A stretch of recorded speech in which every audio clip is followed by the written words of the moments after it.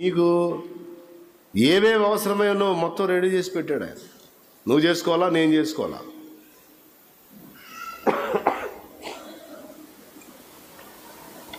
దేవా, మట్టి చేసావు, చెట్లు చేసావు, నీళ్లు కావద్దు, నీళ్లు కూడా చేయి తండ్రి అని నువ్వేమో సలహా ఇచ్చావేం దేవుడికి?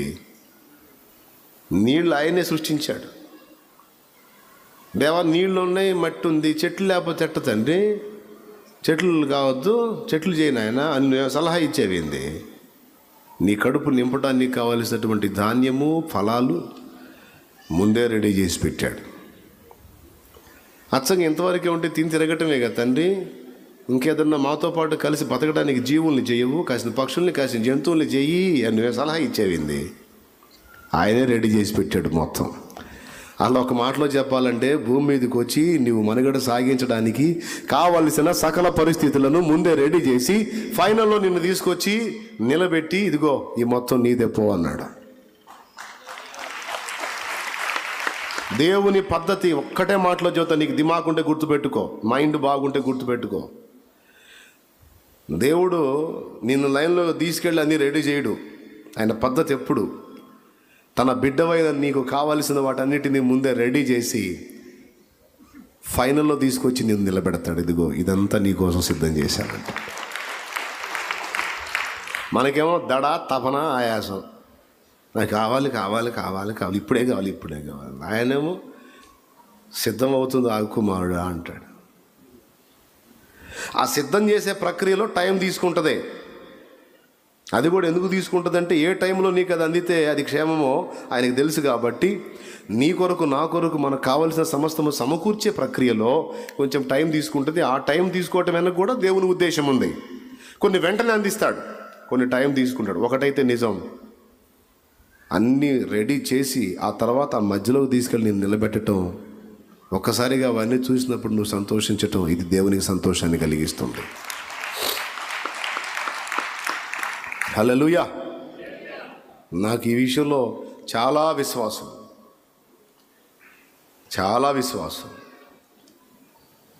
నాకు కావలసినవన్నీ ముందు రెడీ చేసి తర్వాత నన్ను పుట్టించాడు ఆయన. ఆదాము కావలసిన సమస్తాన్ని ముందే ఏర్పాటు చేసి తర్వాత ఆదాము లైన్లో తెచ్చాడు. ఇది పద్ధతి. సొలొమోను దేవాలయాన్ని కట్టడానికి కావలసినటువంటి ఆ సరంజామా మొత్తం వాళ్ళ నాన్న చేత రెడీ చేయించి తర్వాత కుర్రోని లైన్లో తీసుకొచ్చాడు. దానాన్న ఇదిగో సరుకని. అర్థమైందా? అహబురాజు సంస్థానంలోకి పోయి 3.5 సంవత్సరాలు ఆకాశం మంచు కానీ వర్షం కానీ పడదరా దరిద్రుడా, నువ్వు నీ భార్య దేవుని ప్రజల మొత్తాన్ని నాశనం చేసి జీవం గల దేవుని వైపు నుంచి పనికి మళ్ళీ బయలు వైపు తిప్పి భ్రష్టులను చేశారు కనుక నీ పాప ఫలితం ప్రజల మీదకి వచ్చింది. నీ మాట విన్నందుకు వాళ్ళ మీదకి వచ్చింది. మొత్తం కలిసి 3.5 ఏళ్ళు కరువు అనుభవిస్తారు అని గట్టిగా టకా 4 మాటలు మాట్లాడి పక్కకు వచ్చాడు. కరువు వచ్చిద్దని నేను అన్నాను. ఇప్పుడు నా కడుపు సంగతి ఏంది? ముందే రెడీ చేశాడు.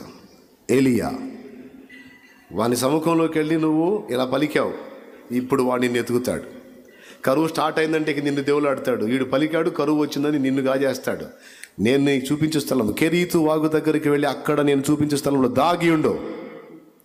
నేను నీ కడుపు నింపడానికి కాకోలములతో మాట్లాడాను. కాకోలం అంటే కాకి.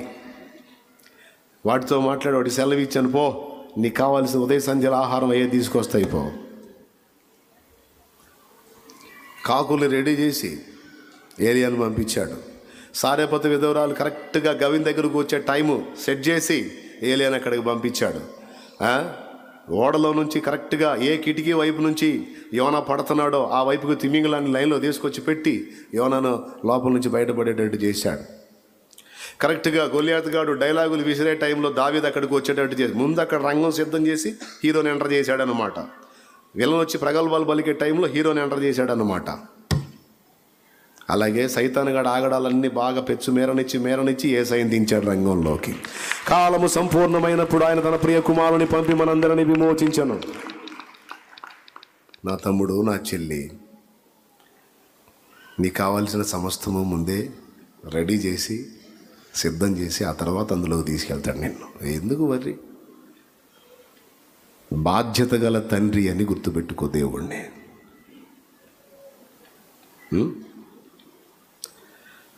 కాబట్టి మీకు అక్కరగానున్నవేవో మీ తండ్రికి తెలియను. కాబట్టి ఏమి తిందుమో, ఏమి త్రాగుదుమో, ఏమి ధరించుకుందుమో అని వాటిని గురించి, నువ్వు కలిగి ఉన్నటువంటి ఇబ్బందుల గురించి అసలు విచారించొద్దు. అది విచారిస్తే అన్యజనులు విచారిస్తారు. వాళ్ళకి నిజమైన దేవుడు తెలియదు, సత్యం ఎరగరు, నన్ను ఎరగరు. కాబట్టి వాళ్ళ ఆందోళన పడితే అర్థం ఉంది. కానీ నీవు నన్ను ఎరుగుదువు, నా సత్యం తెలుసు, నేనేందో నీకు తెలుసు. కాబట్టి నువ్వు దాని గురించి కాదు ఆలోచించాల్సింది, నా నీతిని, నా రాజ్యమును ఫస్ట్ వెదకు, పిదప అన్నీ నేను ఇస్తాను.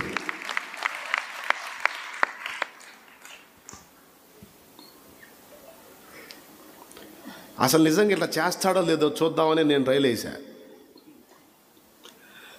ఈ అప్పు గురించి అది ఇదని ఇవన్నీ చెబుతావేందిరా, నాకు వదిలేస్తారా బాబా, ఎన్ని వదిలేసి ఇప్పటిదాకా అనిపించావు ఆ చెర, ఇంకెందుకు, నేను ఉన్నాగా, నమ్మకం ఉందా? ఉంది ప్రభా, వదిలేసి ఆత్మల రక్షణ మీద పెట్టే మనసు అంటే, ఇంకా వదిలేసి ఆత్మల సంపాదన మీద పెట్టే మనసు. ఇటుపక్క నేను దేవుని కొరకు పని చేయటం ఎప్పుడైతే మొదలు పెట్టానో, ఒక ఆత్మ కొరకు భారంతో ప్రయాసపడటం మొదలు పెట్టానో, అన్ని సంవత్సరాలు నన్ను శోధించినటువంటి బంధకాలన్నీ ఒకటొకటిగా తెగిపోవటం మొదలుపెట్టాయి. కాబట్టి దేని మీద దృష్టి పెట్టాలో, దేన్ని సాధించాలో దాని మీద మైండ్ పెట్టాలండి. పిదప అన్నీ నీకు అనుగ్రహించబడతాయి. మీకేది ఇష్టమో అడగండి, అది మీకు ఇస్తానన్నాడు. షరతులు వర్తిస్తాయి. దానికి ముందు ఏమన్నాడు? నా యందు మీరును, మీ యందు నా మాటలు నిలిచి ఉన్నాడు. మీకు ఏది ఇష్టమో అడగండి, నేను ఇస్తాను.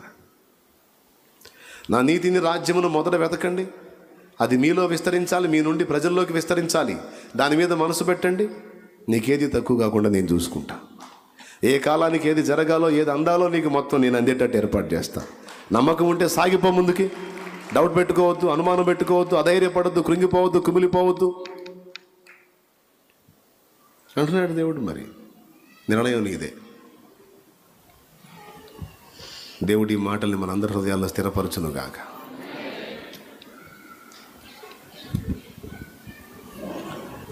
ప్రార్థన చేద్దాం రండి. దేన్ని బట్టి అధైర్యపడద్దు, కృంగిపోవద్దు, కుమిలిపోవద్దు. నా దేవుని హస్తం నీకు తోడుగా ఉంది. దేని గురించి అయితే నువ్వు ప్రార్థన చేస్తున్నావో, ఎదురు చూస్తున్నావో, అది నీ కొరకు రెడీ అవుతుంది. అంతే, నమ్ము.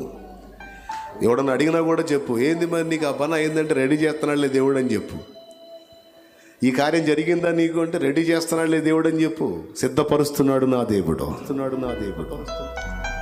సిద్ధపరుస్తున్నాడు నా దేవుడు, రెడీ చేస్తున్నాడు నా దేవుడు. నా శరీరమునకు కావలసినవి, నా కుటుంబానికి కావలసినవి, నా బిడ్డలకు కావలసినవి, నా ఇంటి వారికి కావలసినవి, నా సమాజానికి కావలసినవి, నా సంఘమునకు కావలసినవి, నాకు కావలసినవి సిద్ధపరుస్తున్నాడు నా దేవుడు. అయినా నేను వాటి మీద మనసు పెట్టను. నా దేవుని కార్యాల మీద నా మనసు ఉంచుతాను. నా తండ్రి చిత్తమును నెరవేర్చుట యందు నా దృష్టి నిలుపుతాను. హల్లెలూయా, హల్లెలూయా, హల్లెలూయా. నువ్వు ఎదుర్కొంటున్న పరిస్థితులను బట్టి కృంగిపోవద్దు. మారని నీ కుమారుణ్ణి గురించి నువ్వు దిగులు పడదు. తప్పకుండా వాడిని ఎలా దారిలోకి తీసుకొని రావాలో దేవుడికి తెలుసు.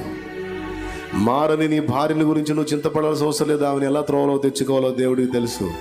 ఇంకా మారలేదే అంటే దేవుడు సిద్ధపరుస్తున్నాడు అని చెప్పు. మారని నీ భర్తను ఎలా త్రోవలోకి తీసుకొని రావాలో దేవునికి తెలుసు. నువ్వు ఇంతసేపు ప్రార్థన చేస్తున్నావు, మారలేదే అంటే నా దేవుడు సిద్ధపరుస్తున్నాడు అని చెప్పు విశ్వాసంతో. నీ కుటుంబ పరిస్థితులు మారలేదే అంటే దేవుడు ఈ పరిస్థితులు మార్చడానికి సిద్ధం చేస్తున్నాడు అని చెప్పు. నీ ఆర్థిక స్థితిగతులు మారలేదే అంటే దేవుడు సిద్ధం చేస్తున్నాడని చెప్పు. నీ అప్పులు తీరలేదే అంటే దేవుడు సిద్ధం చేస్తున్నాడని చెప్పు. నువ్వు ఇంకా సేవకు పిలువబడలేదే, ఏది నీకు పరిచర్య ఏది అంటే దేవుడు సిద్ధం చేస్తున్నాడని చెప్పు. నీ పొలము తెగులు వచ్చిందే అంటే నో, దాని నుంచి తిప్పుకొని నా పొలము పండటానికి దేవుడు సిద్ధం చేస్తున్నాడని చెప్పు. ప్రతి విషయంలో నేను నా దేవుని కార్యాల మీద మనసు పెట్టాను. నాకు కావలసింది నా దేవుడే చూసుకుంటాడు. యెహోవా ఈరే